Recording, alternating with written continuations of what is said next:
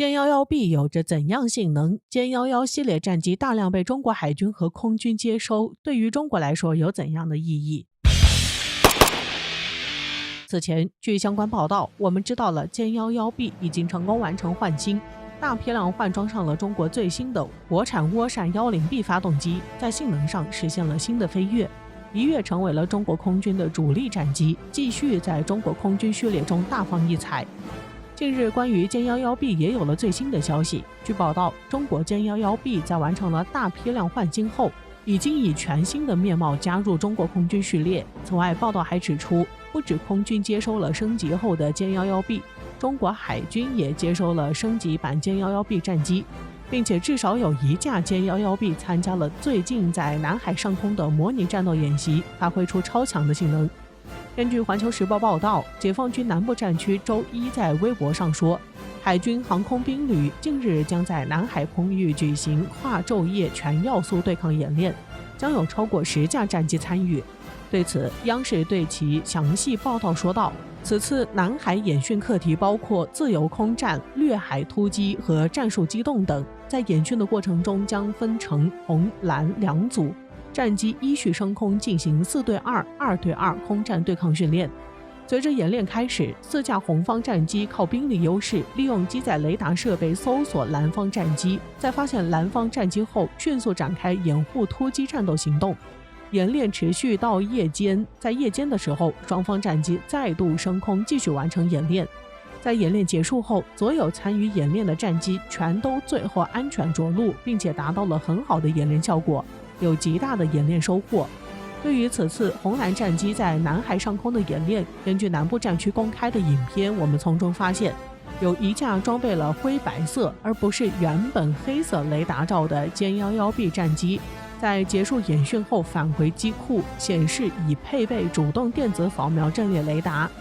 对此，有分析人士指出，歼 11B 在换装主动电子扫描阵列雷达后，在性能上将得到进一步的升级，这也将大大扩大其侦测范围，可以辨识更多的目标，并得以使用霹雳10近距格斗弹，以及射程超过200公里的霹雳15超视距空对空飞弹等先进武器。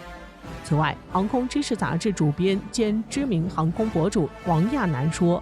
中国有大批歼 11B 战机得到了性能的升级，这将在一定程度上显著提升解放军空军的战斗力。而且通过这次解放军在南海上空的演习，我们不难看出，不止中国空军，连中国海军也接收了升级版歼 11B 战机，这将在很大程度上提升中国海空军的实力，极大加快促进中国军事力量的发展。值得一提的是，央视在3月稍早的时候也有报道说，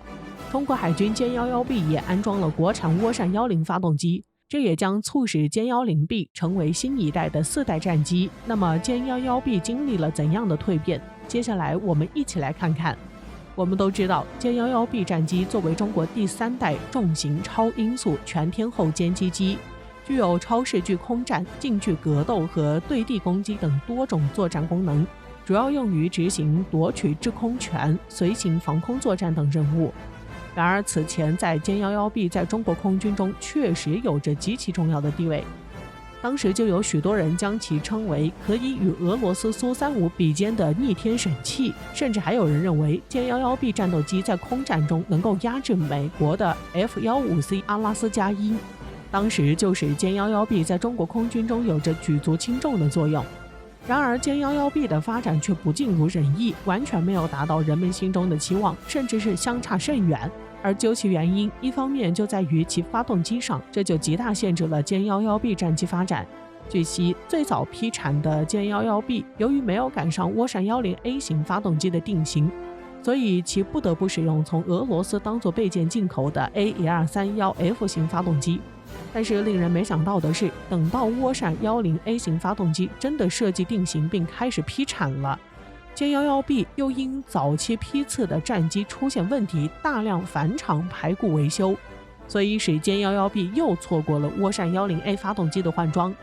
因此，当时的歼 11B 战斗机一直受到发动机影响，因为使用俄制AL31F 发动机也受到严重的限制。由于俄罗斯提供的 AL31FN 发动机数量有限，所以只能进行批量换装，这也使歼 11B 战斗机的性能受到了很大的影响。但是现如今，随着其安装了涡扇 10B 发动机，就完全解决了这一问题，就可以实现大批量生产，形成完善的整体作战编队，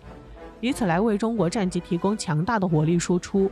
另一方面，就是中国在对歼 11B 进行量产的时候，中航工业的技术水平还没有达到如今的高度，使得其搭载的仍然是较为老旧的多普勒雷达，整套航电系统也存在很大局限，甚至使用的还是较为原始的模拟电传操纵系统。正是由于歼 11B 使用的是这些老式的装备，因此就导致歼 11B 既不具备多用途能力，也没有很强的空战能力。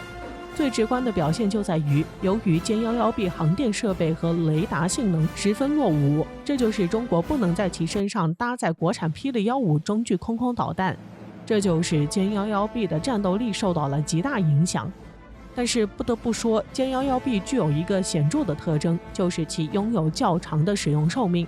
且升级潜力十分巨大，因此现如今才使中国可以将改造的重心放在其身上，对此进行升级，才能够使其可以重新焕发出光彩。这也节省了中国很多的探索时间，对于赋予歼 11B 新的历史意义也有着极其重要的作用。现如今，歼 11B 也已将成功完成改造升级，这也将极大促进中国空军的发展，且凭借着中国完备的工业体系，将会快速提升歼 11B 的产能，并且在战时可以提供强大的自给自足能力，让中国空军的整体可持续作战能力得到进一步提高。